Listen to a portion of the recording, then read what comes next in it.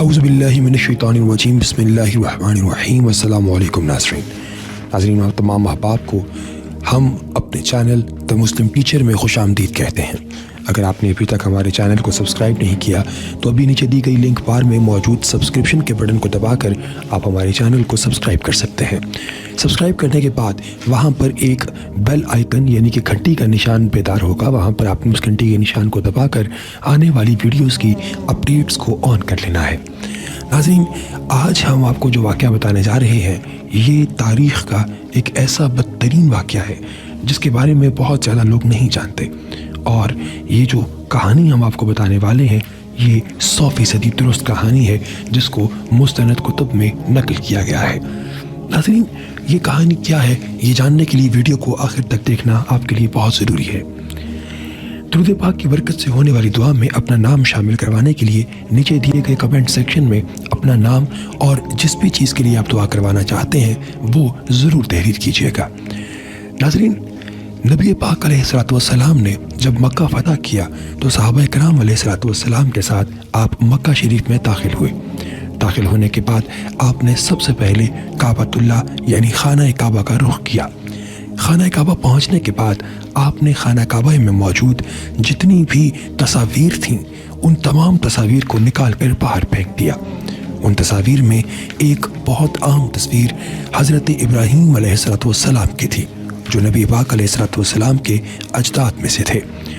آپ نے وہ تصویر نکال کر باہر پھینکی اور تصاویر سے پاک کرنے کے بعد وہاں پر موجود جتنے بت تھے ان تمام بتوں کو بھی نیچے زمین پر پھینک کر توڑ دیا۔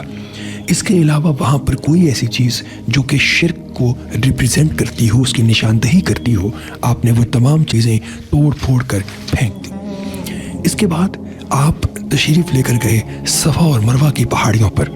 صفا اور مروہ کی پہاڑیوں پر دو بت موجود تھے، ایک بت صفا کی پہاڑی پر اور دوسرا بت مروہ کی پہاڑی پر۔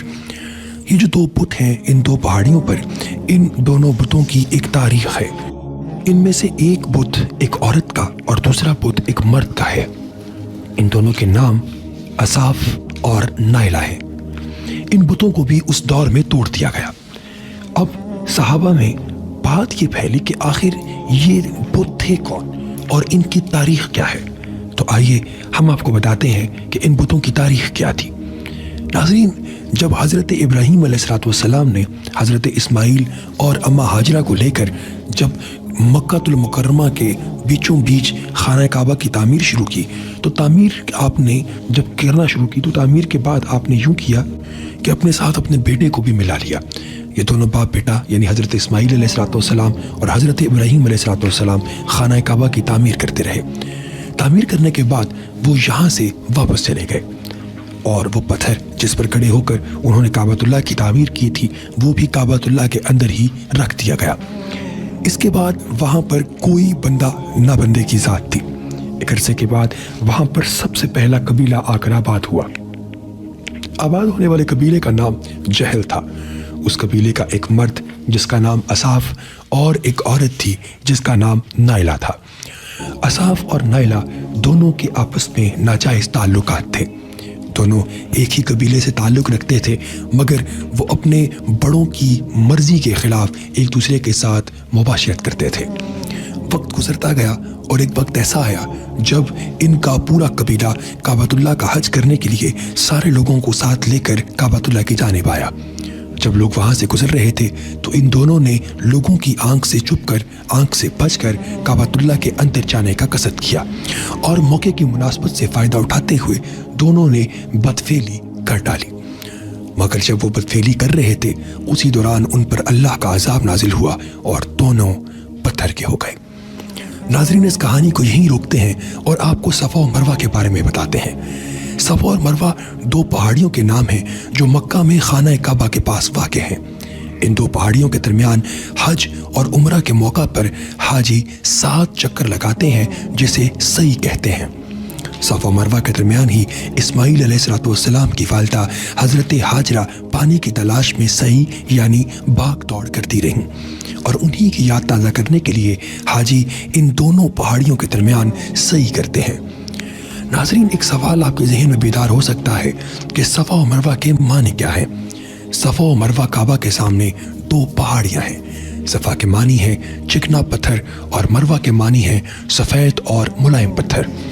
ایک قول یہ ہے کہ صفا کے معنی ہے صاف اور خالص اور مروہ کے معنی ہے چھوٹے چھوٹے پتھر۔ ایک قول یہ بھی ہے کہ صفا کو اس لیے صفا کہتے ہیں کہ اس پر حضرت آدم صفی اللہ بیٹھے تھے، اور مروہ کو اس لیے مروہ کہتے ہیں کہ اس پر ان کی امرا یعنی بیوی بیٹھتی تھی۔ ناظرین، اب ہم واپس آتے ہیں کہانی کی جانب۔ جب یہ دونوں افراد یعنی اساف اور نائلہ وہاں پر پتیلی کرتے ہوئے پتھر کے بن گئے تو قبیلے کے لوگوں نے دیکھا کہ وہ لوگ قافلے میں موجود نہیں۔ ان کے قافلے میں موجود نہ ہونے کا دیکھ کر قافلے والوں کو کافی حیرت اور پریشانی ہوئی۔ جب انہیں ڈھونڈتے ڈھونڈتے وہ لوگ کعبۃ اللہ کے اندر پہنچے تو انہوں نے کیا دیکھا کہ وہ دونوں نہایت بری حالت میں یعنی کہ ایک نازیبا حالت میں موجود ہیں اور دونوں پتھر کے بنے ہوئے ہیں۔ انہوں نے ان دونوں کو نکال کر کعبۃ اللہ کے باہر رکھ دیا، اور اس لیے رکھا تاکہ یہ دونوں نشان عبرت بن جائیں۔ یہ دونوں نشان عبرت بننے کے بعد وہ لوگ انہیں چھوڑ کر چلے گئے، لیکن کچھ عرصے کے بعد لوگوں نے ان بتوں کو الگ کر کے ایک کو صفا اور دوسرے کو مروہ پر رکھ دیا، اور اسے صفا اور مروہ پر رکھنے کی وجہ یہ تھی کہ آتے جاتے جو بھی شخص یہاں سے گزرتا وہ ان کو جوتا رسید کرتا تاکہ ان پر تا دم آخر لعنت ہوتی رہتی۔ مگر ناظرین، ہوا کچھ یوں کہ وقت گزرنے کے ساتھ ساتھ لوگوں نے جوتا مارنا ختم کر دیا۔ اب لوگ وہاں سے گزرتے ہوئے سزا کے طور پر انہیں تھپڑ رسید کرتے، اور یہ تھپڑ والا معاملہ بھی وقت گزرنے کے ساتھ ساتھ آہستہ آہستہ صرف ہاتھ لگانے تک محدود ہو گیا۔ چونکہ وہاں پر بہت زیادہ آبادی نہیں تھی، اس لیے وقت گزرنے کے ساتھ ساتھ کچھ جاہل لوگوں نے ان دونوں کو باقاعدہ ہاتھ لگا کر پوجنا شروع کر دیا۔ وقت گزرتا رہا اور وقت گزرنے کے ساتھ ساتھ یہ دونوں بت وہاں کے تمام بتوں میں ایک بہت بڑا مرتبہ حاصل کرنے میں کامیاب ہو گئے۔ اب لوگ ان کو باقاعدہ پوجتے اور انہیں محبت کی دیوی اور دیوتا مانتے تھے۔ مگر ہوا کچھ یوں کہ جب اس وادی میں حق آیا، جب اس وادی میں سچ آیا تو ان دونوں بتوں کو فنار کر دیا گیا۔ ناظرین، وقت ہمیں یہ سکھاتا ہے کہ انسان اگر کچھ بھی کر لے وہ خدا کے عذاب سے نہیں بچ سکتا۔ حضرت شیخ سعدی آپ فرماتے ہیں کہ میں نے ساری زندگی دو افراد کو تلاش کرنے میں گزار دی مگر میں انہیں کبھی نہیں پا سکا۔ ایک وہ شخص جو کہ اللہ تبارک و تعالیٰ کے عطا کیے ہوئے میں سے لوگوں کو صدقہ و خیرات کرے اور تنگ دست ہو گیا ہو، اور دوسرا وہ شخص جس نے ظلم کیا ہو اور خدا کی پکڑ سے بچ گیا ہو۔ یہ وہ لوگ تھے جنہوں نے ظلم کیا، ایک ایسا ظلم جو ان کی اپنی جانوں پر تھا، اور اس ظلم کا ان لوگوں پر بہت برا اثر ہوا۔ ناظرین، اب ایک اور بہت بڑا سوال جو یہاں پر پیدا ہوتا ہے وہ یہ تھا کہ صحابہ کرام نے جب یہ داستان سنی تو ان کے ذہن میں یہ سوال آیا کہ چونکہ ان دونوں پہاڑوں پر یہ دو برے بت یعنی کہ یہ دو زانی بت پڑے ہوئے تھے، تو کیا ان پہاڑیوں کے درمیان یعنی صفا اور مروہ کے درمیان اگر ہم صحیح کریں تو کیا یہ درست ہوگا یا پھر یہ بھی کوئی مشرکانہ حرکت ہے؟